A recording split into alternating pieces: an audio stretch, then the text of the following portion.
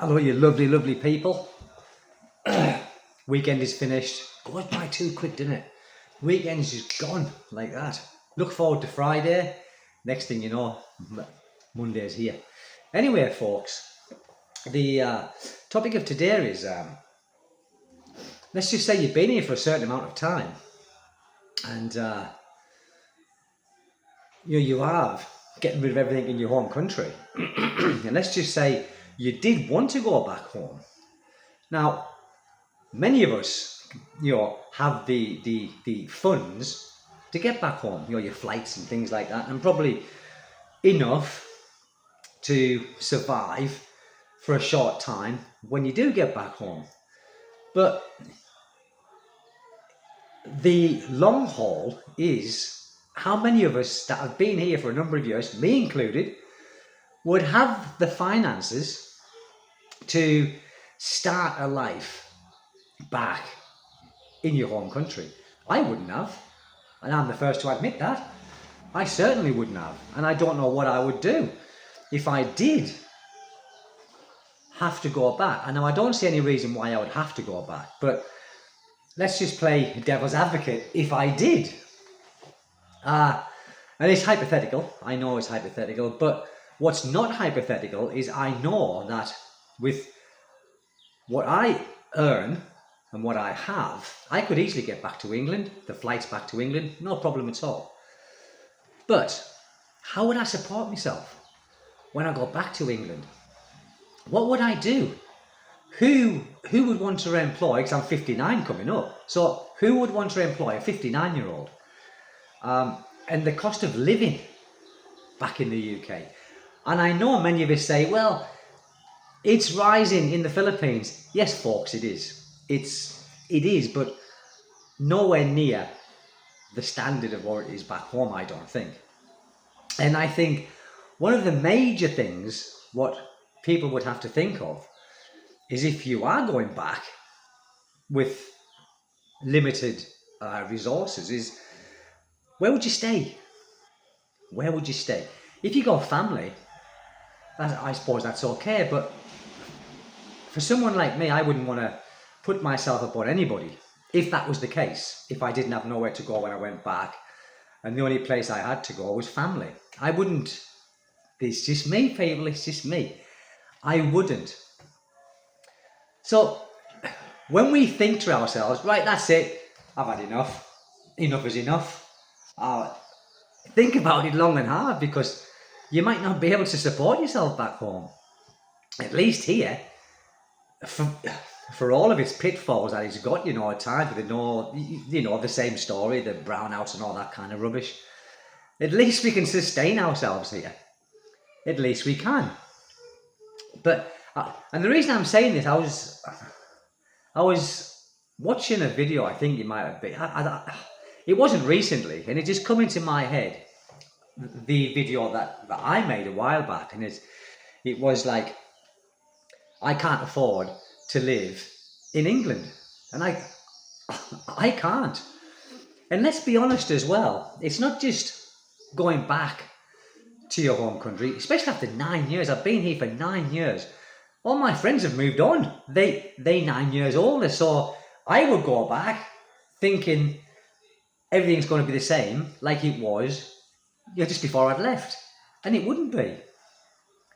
It wouldn't be, because my friends are 9 years older, and they all married and they've got kids. So I'd probably end up being a loner. Now, I like my own company, people. I really do. I don't mind, being on my own. But I wouldn't like to be going back somewhere where I would be a loner, in the way of not through choice, because no one wants to come out with me no more, because most of my friends were similar age to me, or I think one or two are younger, and the rest are older. And they see it in me. When we talk on video call that they've aged and I've aged, and they've slowed down a lot. But heaven forbid that anything happened to some of us and we had to go back. Now, I think And nothing is forever, people. Nothing is forever. We know that. And things can change with a flip of a coin. The good thing here for me is that I have purpose here.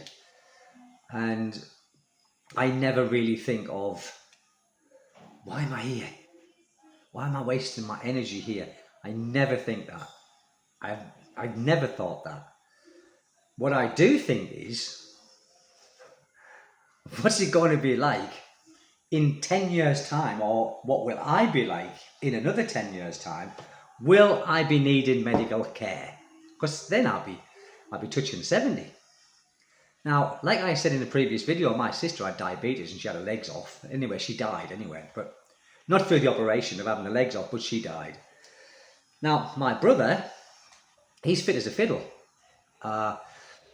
And the rest of the people in the family had good medical histories. My mum, not so much, because my mum, she used to like a drink and she was a chain smoker, just like my sister. My father, he died he was 75, but he always said to me, son, when I reach 75, that's it, I've had enough. And he got to 75. But again, my father was a drinker and a heavy smoker. But they didn't die of, the big C. I hate saying the word, the big C, or heart disease or anything like that. I think they died because of just abusing their bodies, drinking all of the years and smoking heavily. He's got to take its toll, people. It's got to be.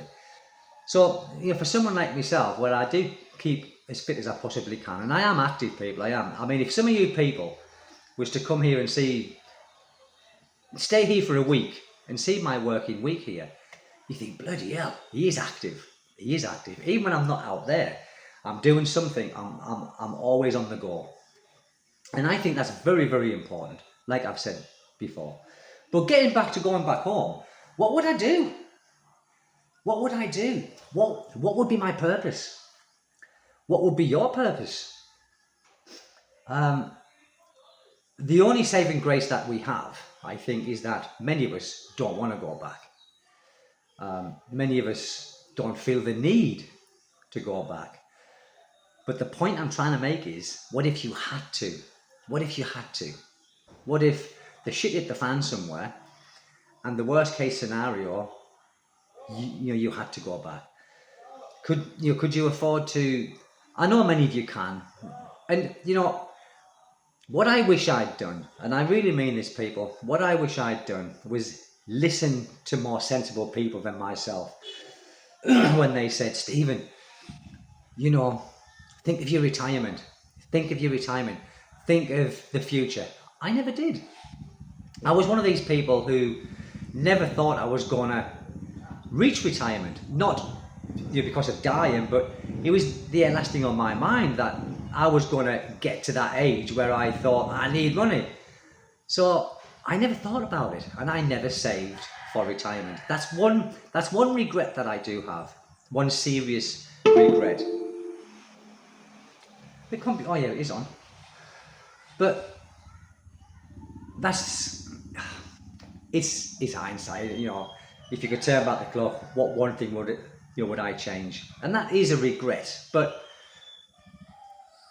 you can't change it. So, but I have enough for here.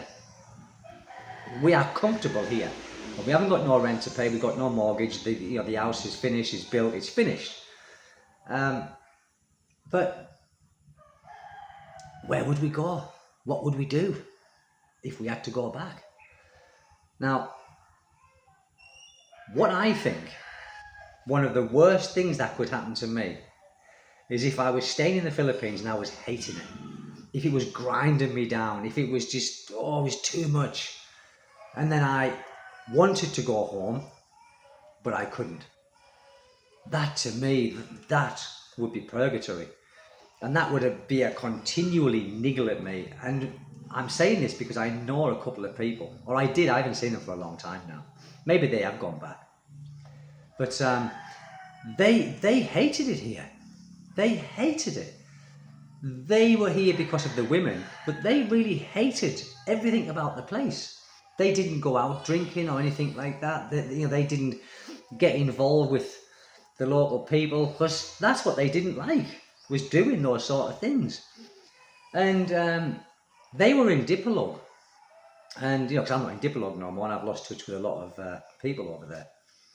But I haven't heard from them, or I've had no messages for a long time, maybe for 3 years or something like that. So maybe they have gone back, but they were saying that they hated it, but the reason why they were still here is because they didn't have no finances to support themselves back in their own country. And one was from France. He was a Frenchman. There's not many Frenchmen that are funny people anyway. I mean, I love France. I love France.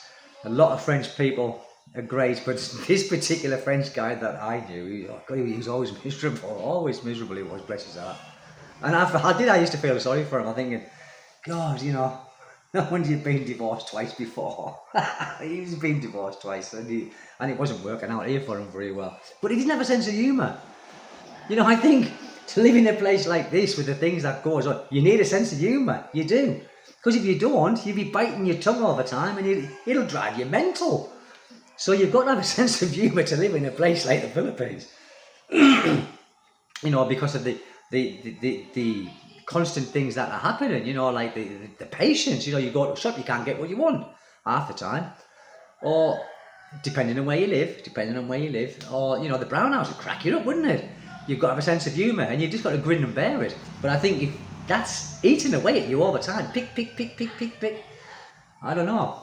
So, is the Philippines a good place to retire? In my opinion, for me, yes it is. But I can imagine for a lot of people it's not. And like I said, I've got no intentions of going anywhere else. I've got no intentions of going to any other Southeast Asian country. It doesn't interest me. Will I go for a vacation? Nah, probably not. Probably not. I don't need to. I said to my wife, actually, when was it? I think it was Saturday, I think. I said, when the baby gets a little bit bigger, I said, do you want to go away anywhere? She likes to go to Cebu. She likes Cebu. It's bloody hot and everything there, but I said, what about going to, maybe a Singapore for a few days? Nah. I said, go to Thailand for a few days? Nah. I said, okay, we'll go to Cebu for a few days then, But that suits me. I like Cebu as well. But it's just me thinking, really. And I saw Paul again, on his Paul Reg Bruce. I'd hate to be in that situation, people. I really would. He wants to go on, but he's a overstay, which he states on his channel time and time again. I'd hate to be in that situation. I would. I can't think of a worse situation to be in. You're stuck in a country. It's just a matter of time before he gets nabbed. And I sent him like a few messages before. Didn't get anything back from him. I don't know. My little boy's crying. The baby. Yeah, he's crying. Anyway, people, I'm going to go downstairs, see what's going on. He stopped now. Once he wants to feed, once he wants to latch on that boob, if he can't get that boob in his mouth the first time, he goes mental. His legs kick, his arms kick, he's all over the place. He's a typical man, isn't he? A typical man. That being said, take it easy, guys, and whatever you're doing, do it well, and take care. Good health. God bless you all. Bye-bye.